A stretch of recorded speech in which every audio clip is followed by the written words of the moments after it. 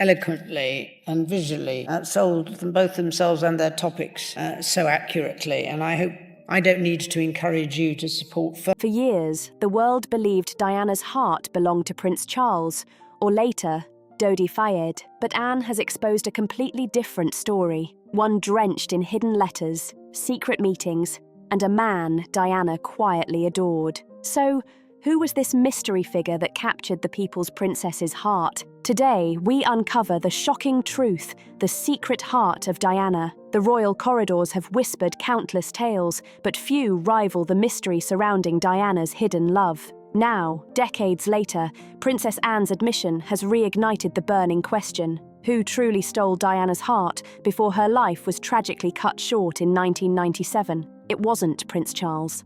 And according to insiders, it wasn't Dodi Fayed either. Anne hinted that the answer was someone entirely unexpected. Everything points back to a meeting that was supposed to mean nothing, a hospital visit that changed everything. In April 1995, Diana entered the Royal Brompton Hospital for what should have been just another charity engagement.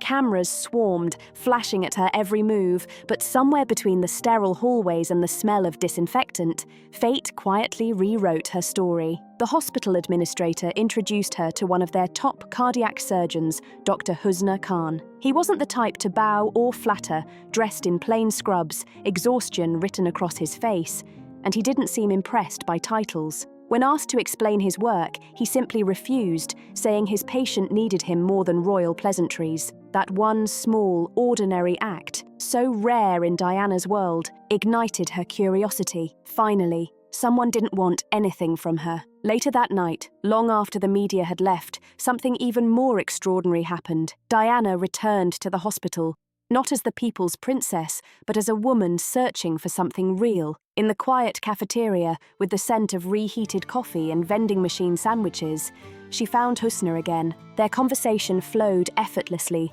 free from rehearsed smiles and scripted lines. He shared his life in Pakistan, his struggles in London, and his passion for medicine. She listened, truly listened, then laughed, a real laugh that even surprised herself. "You haven't asked me about my marriage or my divorce," she said. "You're treating me like a normal person," she whispered. Husna smiled. "Aren't you?" "I haven't been allowed to be one for 15 years, she replied, voice soft but heavy. That night stretched until 2 a.m. as the princess and the surgeon spoke of dreams, fears, and the deep loneliness that haunts those in the public eye. "I became a doctor to heal people," Husna said. "What made you become a princess?" Diana whispered. "I didn't," she admitted. "I was just born into the wrong fairy tale." From that night forward, their bond grew in secrecy. Diana often slipped into the hospital through back doors, sometimes in disguise, just to see him. Friends later revealed she called him Mr. Wonderful and spoke of him as her soulmate.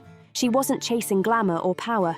She was chasing peace. According to Princess Anne, Diana even considered leaving the royal world behind for him. Anne, who understood Diana's struggles better than most, once confided that the late princess had found a rare kind of love, one built on respect, not titles. It was this quiet, unexpected affection that truly transformed Diana, giving her a sense of purpose even after her marriage to Charles collapsed. He grounded her, and she reportedly admired his strength, his simplicity. She didn't want a prince anymore. She wanted a man who saw her simply as Diana. When news later broke about Diana's romance with Dodi Fayed in 1997, the world assumed she had found new love. But those closest to her, including Princess Anne, never believed Dodi was the one. Anne once hinted that the fling with Dodi was just a distraction, maybe a desperate attempt to move on from a man she could never fully have. Her heart, Anne said, was already taken long before Paris. Perhaps that's why the mystery endures. Diana's life may have been lived under flashbulbs,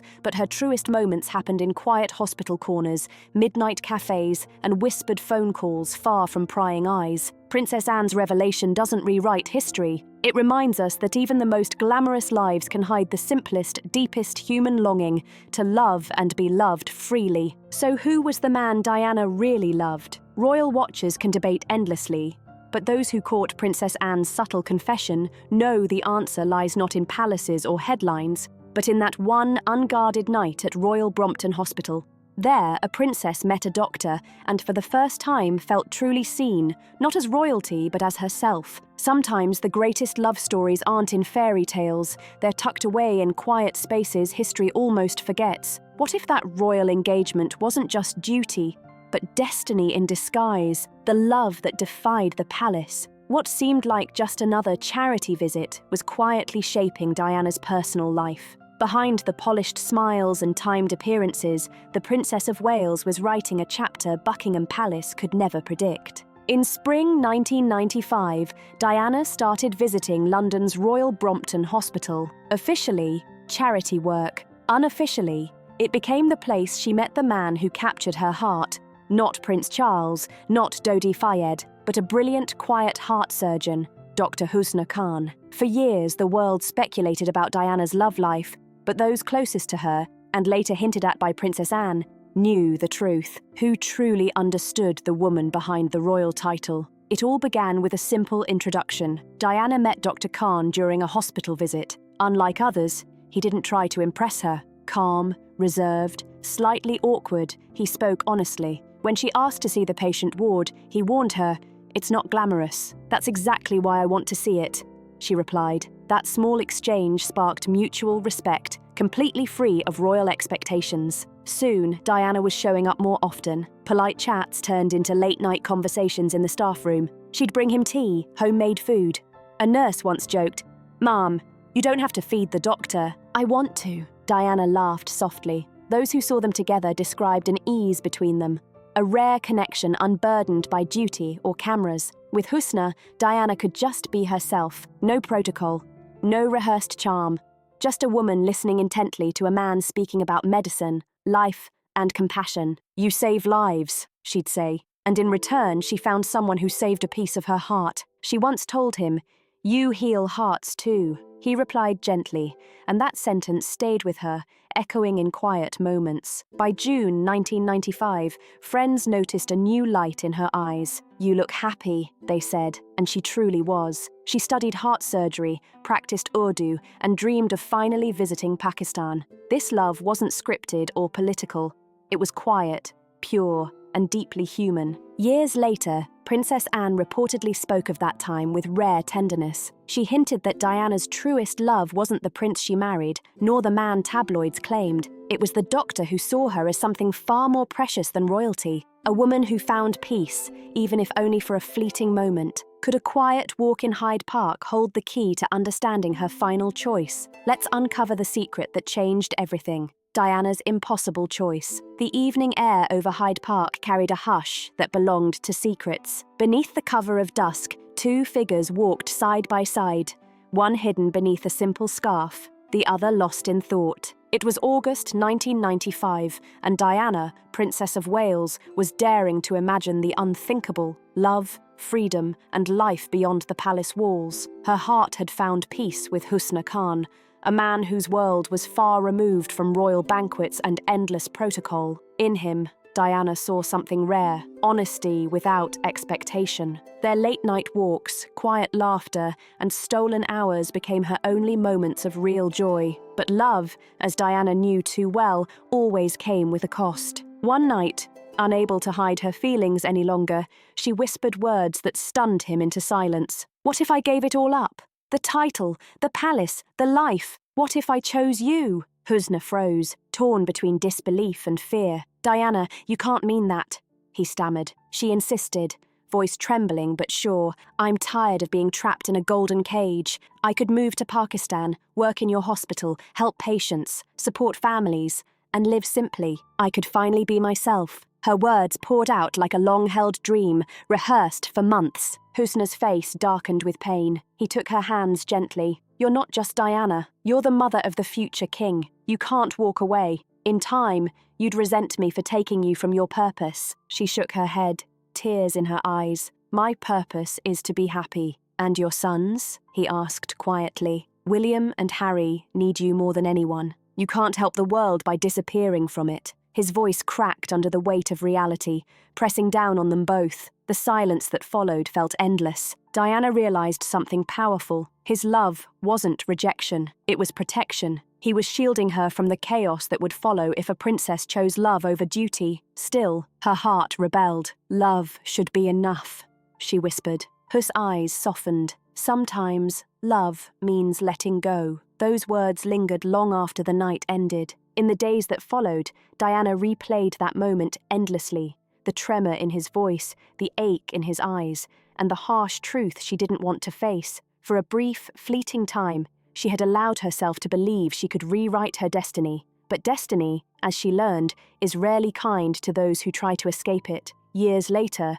those closest to her would say Diana was never quite the same. After that summer, Diana kept working, smiling for the cameras and raising her sons with fierce devotion. But behind her radiant smile lived a quiet sorrow, a love story that almost was, a life that might have been, and somewhere in the hush of Hyde Park, the wind still seemed to whisper the question she once asked under fading August light: what if I had chosen love instead of duty? Imagine if that single question held the key to understanding the woman behind the crown, Diana's hidden heart, the love that never stood a chance. The world knew her as a symbol of grace and compassion, but behind the flashbulbs and polished smiles, she carried a secret few ever glimpsed. Long before her life met its tragic end in 1997, whispers of a quiet romance had begun to stir, one that would pull her away from London's royal halls and into a world shaped by faith, family,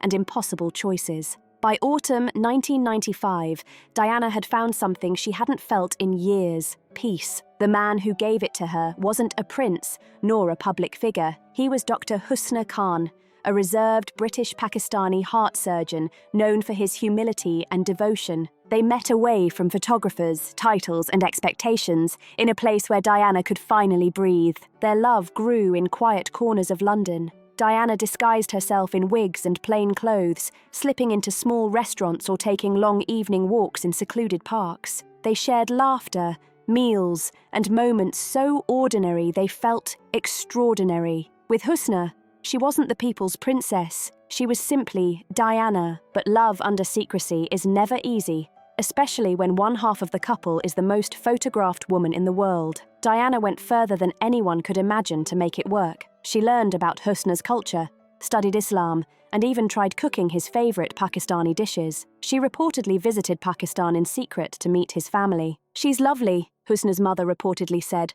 "but this can never work," and she was right. Yet Diana wasn't ready to let go. "I'm not changing who I am," she whispered to him softly. "I'm discovering who I could be." Love wasn't the only force at play. Duty, religion, and media pressure weighed heavily on them. By early 1997, the strain began to show. Husna, private and reserved, couldn't handle the spotlight that followed Diana everywhere. Desperate to prove their love could survive, Diana made a choice that would change everything. That summer, she appeared in photographs aboard Dodi Fayed's yacht, smiling under the Mediterranean sun. The world called it romance, but those closest to her whispered it was something else, a calculated attempt to make Husna jealous, to make him fight for her. "If he sees me with someone else," she reportedly confided to a friend, "maybe he'll realize he can't live without me." Her plan backfired. When the pictures hit the headlines, Husna felt betrayed. Their final phone call was filled with pain. "You're using him to get to me," he said quietly. "If you loved me, you wouldn't turn our hearts into a public show." For Diana, the devastating realization came too late. Her desperate attempt to fix the relationship only shattered it further. That night, when she hung up the phone, something deep inside her cracked beyond repair. She would keep smiling for the flashing cameras, but those who truly knew her swore her eyes were never the same again. What once sparkled with warmth now carried a quiet, haunting sadness. In the end, their love became nothing more than a fleeting secret. Two worlds colliding, never meant to stay together. It could have been an ordinary kind of love, if only life had given them a chance. But what if that hidden love was the reason behind the strange silence that followed? Could one secret affair have rewritten everything? On that fateful July night when love wasn't enough, Diana's final goodbye unfolded in heartbreaking stillness. That summer evening in 1997 carried an eerie calm, the kind that clings to the air before everything falls apart. London was wrapped in a thin drizzle, its city lights blurred behind fogged glass and rain-streaked windows. Somewhere between hope and heartbreak, Diana, the Princess of Wales, stood in the cold corridor of a London hospital, her last battlefield for love. Gone was the glamorous figure adored by millions. That night, there were no lights, no photographers, no rehearsed poses, just a trembling woman clutching at the edge of what was left of her heart. When Dr. Hasnat Khan appeared, his face said everything words could not. Years of quiet affection, conflict, and unspoken truths hung heavy between them. "Hasnat, please," she whispered, her voice breaking under the weight of tears. "Dodi means nothing to me. It was all for show." He met her gaze, eyes filled with deep sorrow. "That's the problem, Diana," he said softly. "Everything in your life is for show, even us." Her chest tightened. "That's not true! What we had was real," she cried. He sighed. "It was real," he admitted. "You're the most remarkable woman I've ever known, kind, brave, compassionate. But you live in a world where love alone isn't enough. Not for someone like you." Diana stepped closer, desperate now. "We could make it enough," she pleaded. He shook his head slowly. "No, we couldn't. You'll always be Princess Diana, and I'll always be the man who took you away from that. The press would destroy us. Your sons would pay the price. The Queen would never forgive it." For a moment, silence filled the sterile hospital air. Down the hall, a machine beeped softly, indifferent to the quiet breaking of two hearts. Her tears began to fall freely now. "So we just give up?" she asked, her voice trembling. Hasnat's reply was gentle but final. "We accept reality. You need someone who can survive your world, and I need someone who can live in mine." She reached for his hand, clinging to the last thread of hope. "I could live in your world," she whispered. He smiled sadly. "You tried. For 2 years you tried. But you couldn't walk away from the cameras, the attention, the chaos.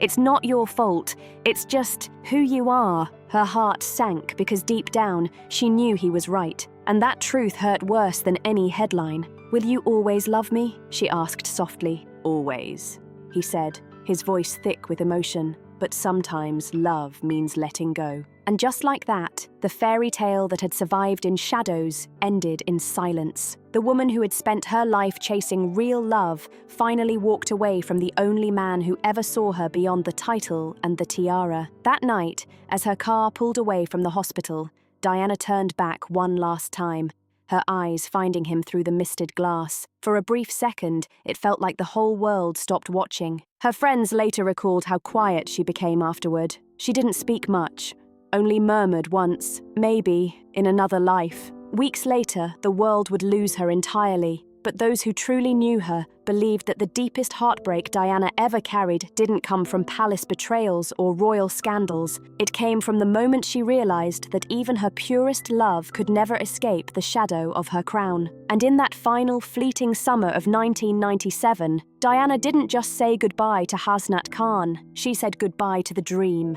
The fragile belief that love could one day set her free from being the princess. Suppose then that Diana's final farewell wasn't to a person at all, but to the life she had always longed to live. Because years later, Princess Anne's quiet revelation would change everything we once thought we knew about Diana, love, and the price of being royal. Diana's last love, the one she couldn't keep. The world remembers August 1997 as the month when Princess Diana's light faded forever. But Princess Anne's reflection, shared years later, gave that loss a deeper and more human meaning. In a private conversation that later came to light, Anne spoke candidly, not about the people's princess, but about the woman she had come to quietly admire. "It wasn't Charles," Anne said softly.